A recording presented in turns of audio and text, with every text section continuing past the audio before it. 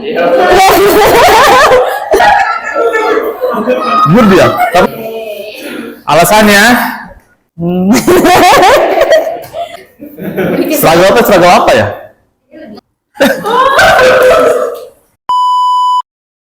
Silahkan memperkenalkan diri sebagai dosen dan menyebutkan fun fact.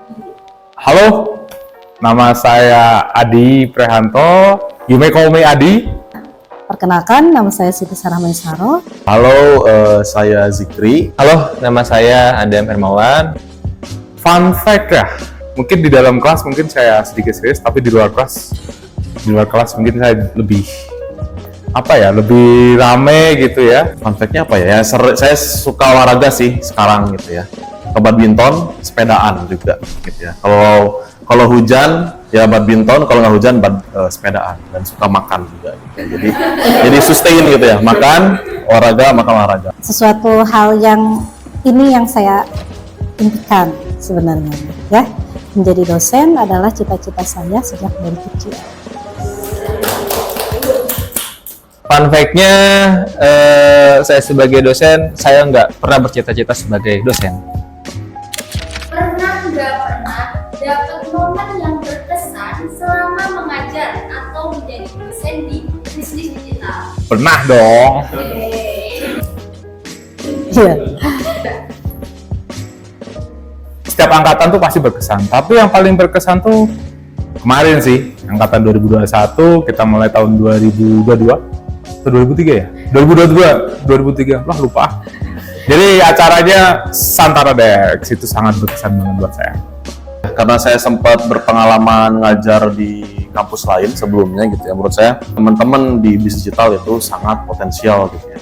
Mau milih misalnya bidang keilmuan apa di bisnis digital gitu ya, yang saya ajari terutama di bidang desain, atau misalnya saya lihat potensi-potensi di keilmuan yang lain, yang saya simpulkan potensial tuh kan kalian tuh punya semangatnya lah gitu ya, punya semangatnya untuk mendalami sebuah keilmuan gitu ya, dibandingkan menurut saya sendiri gitu ya di misalnya kampus-kampus sebelumnya gitu ya, saya sempat mengajar freelance dan lain-lain.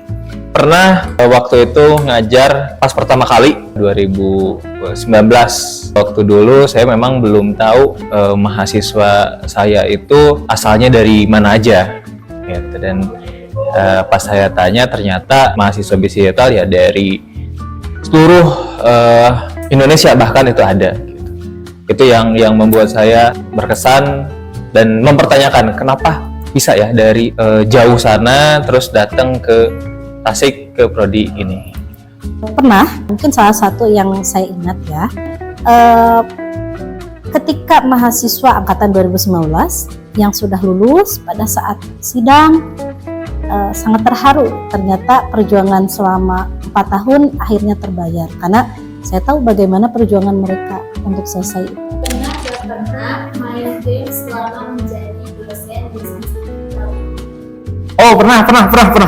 Gamesnya itu namanya Project sih, Wallet Project gitu sebenarnya, Wallet Project.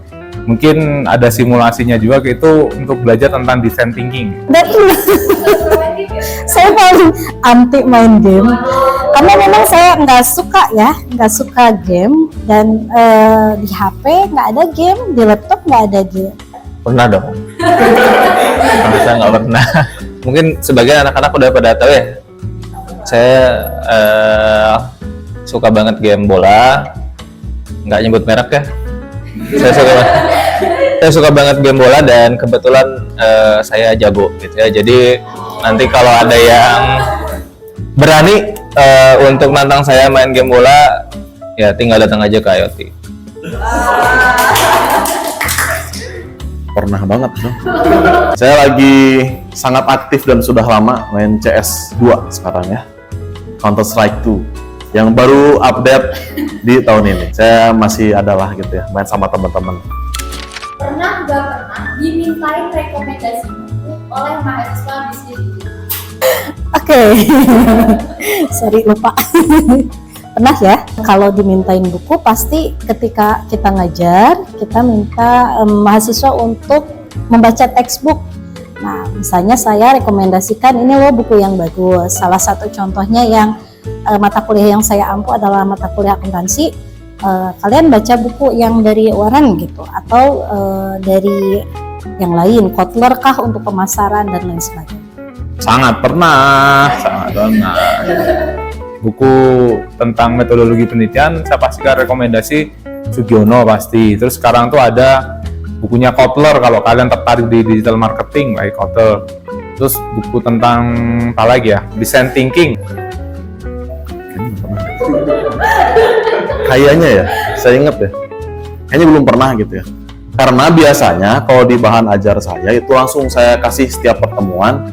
Misalnya buku apa ini gitu ya. Tapi kebanyakan mahasiswa tuh karena saya ngajarnya di desain itu tentang kayak apa referensinya ini, desain ini gimana sehingga misalnya ngasilin desain ini gitu.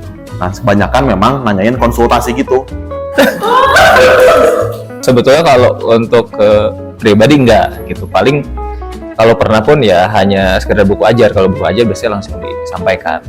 Tapi kalau untuk buku rekomendasi belum. Pernah gak pernah ngalamin struggle tertentu selama menjadi dosen? Ya, pernah banget. Wah, ini pertanyaan bagus-bagus ya.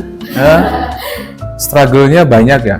Karena apa ya, ini jujur kan prodi baru. Kita tuh struggle-nya apalagi saya di bidang kurikulum, bagaimana membantu prodi bisa memfasilitasi mahasiswa terutama untuk belajar yang nyaman, terus ketika mereka nanti lulus dapat pekerjaan atau pengalaman yang bagus, terus untuk ngajar juga sama struggle-nya. Jadi jujur prodi bisnis digital ini mahasiswanya tuh kritis-kritis. Mungkin I expected that they are like a negotiator. Sering kayaknya. Bukan pernah sering ya. Saya itu peran di sini itu tidak hanya sebagai dosen ya, apalagi sekarang sebagai ketua program studi. Terus di satu sisi juga saya sebagai ibu ya. Jadi dari sisi family, dari sisi keluarga, dari sisi kerjaan itu kan harus semaksimal mungkin diseimbangkan. Cuma kadang ada hal yang tidak bisa kita kontrol. Misalnya contohnya tadi ya, tiba-tiba anak saya sakit, ya anak saya demam, kan otomatis itu kita tuh pengennya di rumah dulu deh gitu. Tapi kan mahasiswa juga ada yang harus kita ajar, yang harus kita ya masuk ke kelas. Itu sih lebih struggle seperti itu. Pernah. Dulu ketika masih menjabat itu ada beberapa halangan ngajar ya, jadi sempat masuk kelas itu selalu di waktu yang salah jadwalnya gitu, jadi selalu bentrok sama jadwal rapat. Ya itu kesulitannya ketika ada rapat di universitas ya, saya udah nggak bisa menolak lagi dan harus mengganti jadwal ngajar saya. Aman sih kalau sampai sekarang ya gitu ya. Selama ini sih saya gitu ya, sampai saat ini kan karena saya masih dosen baru juga gitu ya. Dari segi lingkungan dosen itu saya nyaman gitu lah dengan teman-teman rekan-rekan dosen di prodi gitu ya. Dan mahasiswanya pun menurut saya ini ya. Yang tadi ya saya udah jawab, potensial lah gitu untuk kedepannya. Tapi tetap juga punya tantangan tersendiri ketika misalnya ya namanya karakter mahasiswa gitu ya, itu beda-beda dan itu saya handle juga kan itu. Tantangan sih bukan struggle ya. Pernah nggak pernah dapet pesan jadi dosen killer? Tapi sebetulnya saya nggak killer ya, cuman mungkin orang nganggapnya killer gitu aja. Pas sidang ya, lebih ke pas sidang. Kalau pas kuliah oke aman, tapi kalau pas sidang saya dengar desas-desus sih ya. Yang udah sidang kan angkatan 2019 sama Bu Sarah mah gini gitu. Kalau mungkin di kelas saya lebih open, lebih seperti apa, tapi pada saat ujian yang menentukan mahasiswa itu lulus atau tidak, saya lebih strict gitu, melihat tidak hanya dari substansi skripsi atau tugas akhir yang dilihat, tapi juga dari sisi kejujuran, sisi integritas, sisi-sisi lain yang nggak dibahas di perkuliahan. Belum ya. Kayaknya belum ya. Kayaknya ya, setahu saya. Sampai saat ini belum. Saya belum mendengar info apa saya itu killer atau enggak gitu. Mungkin pernah aja lah. Nggak pernah. Soalnya nggak tahu, nggak ada yang bilang ke saya dosen. Saya tuh dosen yang terdengar. Ada sih, terdengar gitu ya. Terdengar lah ada. Bukan killer ya, tapi dosen yang serius gitu ya, nggak pernah diajak bercanda. Nah itu tadi fun fact-nya. Pernah nggak pernah ingin kembali menjadi mahasiswa di era sekarang? Pernah banget. Alasannya, satu, ini program yang baru ya, apalagi MBKM tuh.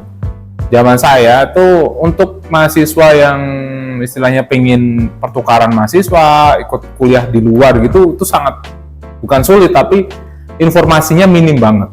Kalau sekarang, wow, it's very open gitu ya. Kalian akses di website, bahkan dari universitas atau prodi itu memberikan akses, enak banget dan nggak selektif gitu. Silahkan kalian nyoba, ada kesempatan gitu. Sekarang banyak banget saya tuh lihatnya.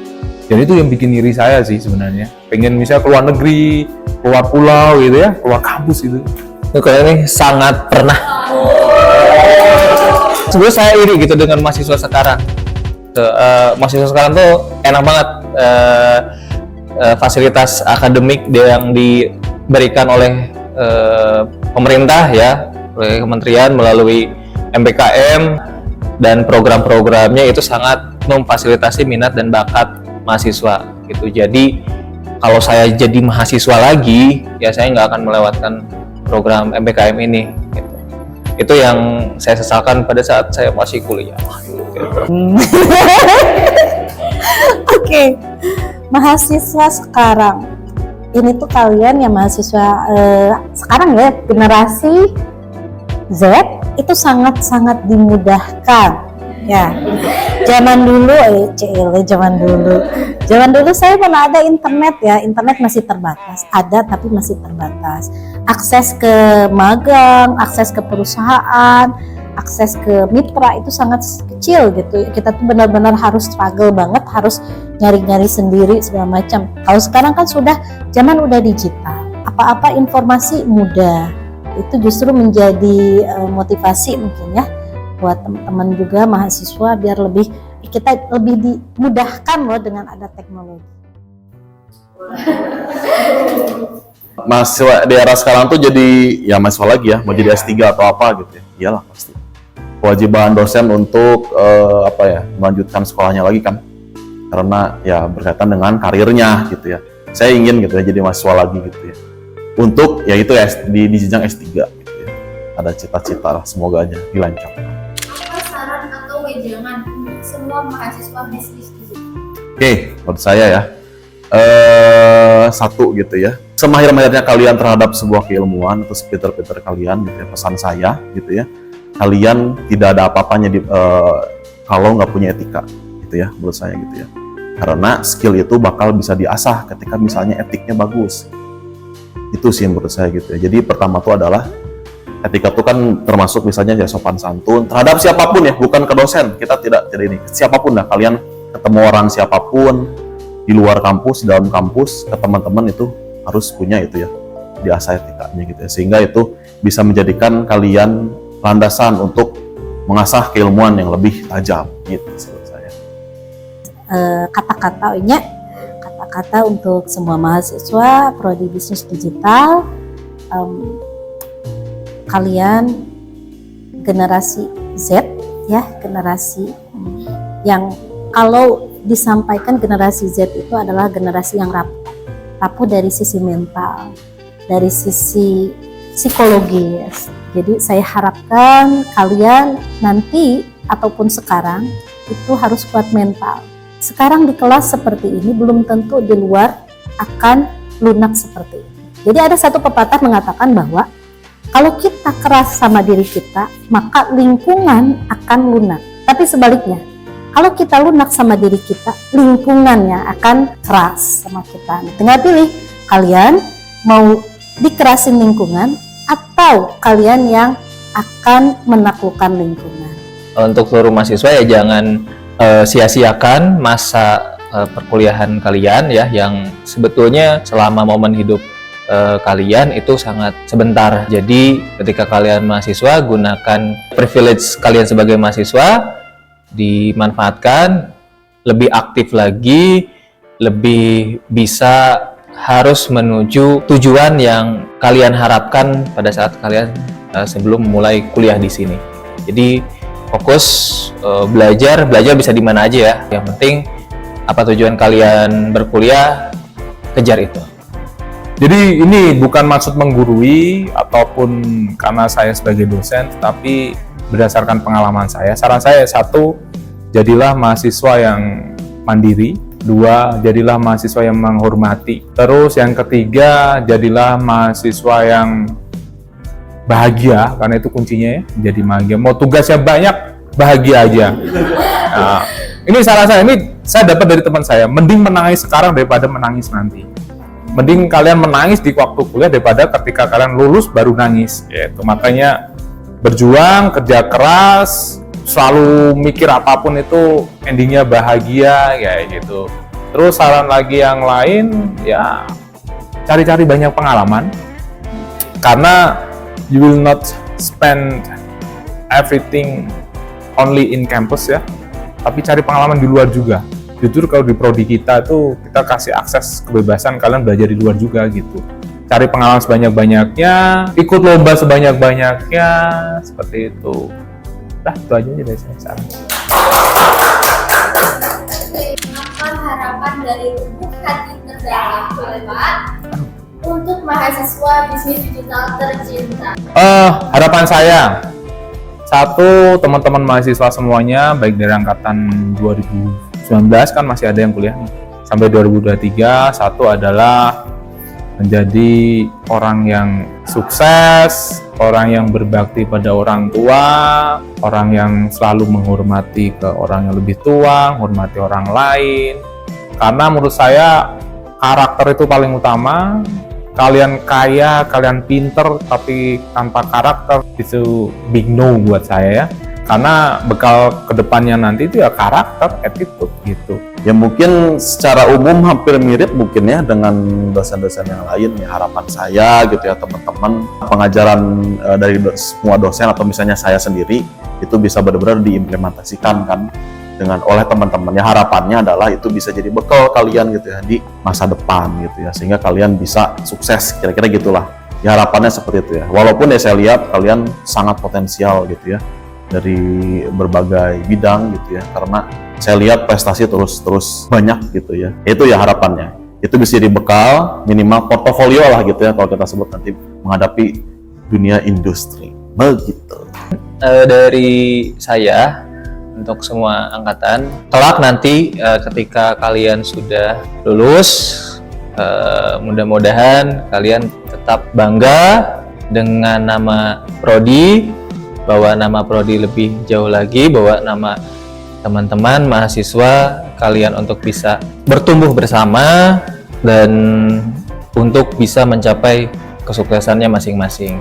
Harapannya 1 sebenarnya ya, kalian bisa bermanfaat tidak hanya bagi diri kalian sendiri, tapi juga bagi keluarga, orang tua, masyarakat, dan mungkin suatu saat nanti kalian bisa jadi orang penting ya, orang berguna bagi bangsa dan negara.